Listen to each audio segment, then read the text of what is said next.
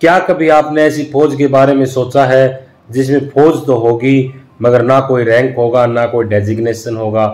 क्या कभी आपने ऐसी आर्मी के बारे में सुना है जिसमें देश के लिए दुश्मनों से लड़ने से ज़्यादा उसको ये फिक्र रहेगी कि मेरी 4 साल के बाद जॉब का क्या होगा? क्या कभी आपने ये सोचा है कि हम जॉब तो करेंगे पर जॉब के बाद 4 साल की जॉब के बाद कोई पेंशन नहीं होगी, मगर सांसद अगर 5 साल की जॉब करते हैं तो उनकी पेंशन होगी। अगर फौजी 4 साल की जॉब करता है तो उसके बाद उसकी कोई पेंशन नहीं होगी।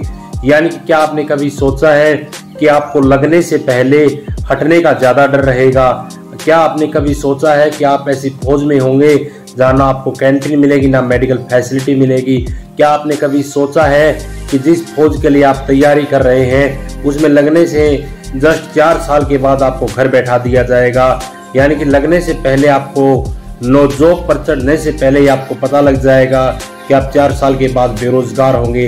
हाँ, यही करके दिखाया है हमारी घटिया सरकार ने और उसकी घटिया सोच ने। इसने जो है बच्चों के साथ खिलवाड़ किया है। जो 4-5 साल से बच्चे दिन रात मेहनत करके यानी कि एक छोटी सी फौज की नौकरी पकड़ के अपनी देश की सेवा करने चाहते थे, उन सब के साथ इस सरकार ने खिलवाड़ किया है। उनके साथ नौकरी के नाम पर सैनिकों के रूप में ठेकेदारी की प्रथा थोप दी गई है। इस देश की कोई सिक्योरिटी नहीं रह गई है। 4 साल की भर्ती के अंदर क्या पता कौन कैसा बंदा भर्ती हो जाएगा, क्या पता ऐसा कोई बंदा भर्ती हो जाए जो आर्मी की खुफिया जानकारी जो है बाहर आकर के लीक कर दे।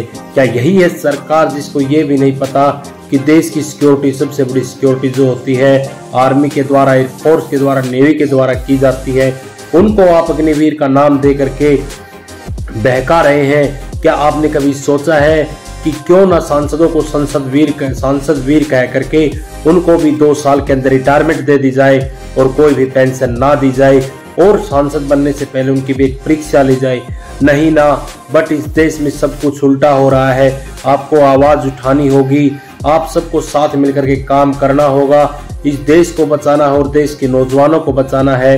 क्या यही है सरकार का रवैया कि पहले तो किसान सड़क पर आए थे और आज जवान भी सड़क पर आ गए हैं? इस देश की रीढ़ की हड्डी 2 ही इंसान थे, एक था जवान और एक था किसान। पहले किसान को सड़क पर लाके छोड़ दिया और आज हमारे देश के युवा नौजवानों को सड़क पर ला करके छोड़ दिया।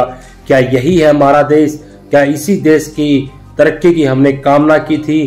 क्या इसी के लिए हमने सरकार को वोट किया था? नहीं ना। तो आपको देश के लिए सोचना है, अपने खुद के बारे में सोचना है। किसी को अगर ये लगता है कि हमारे बच्चे आर्मी की तैयारी नहीं कर रहे तो हम क्यों इनके लिए आवाज उठाएं? तो दोस्तों, ये आर्मी की तैयारी का मामला नहीं, देश की सिक्योरिटी का, देश की जनता का, देश के नौजवानों का, आपके आने वाली पीढ़ियों का, आपके आने वाली नस्लों का सवाल है। तो आप सभी मिलकर के आवाज उठाएं और इस अग्निवीर को खत्म कराएं। वो पहले जैसे होती थी आर्मी भर्ती, उसी तरीके से भर्ती कराई जाए। जय हिंद, जय भारत।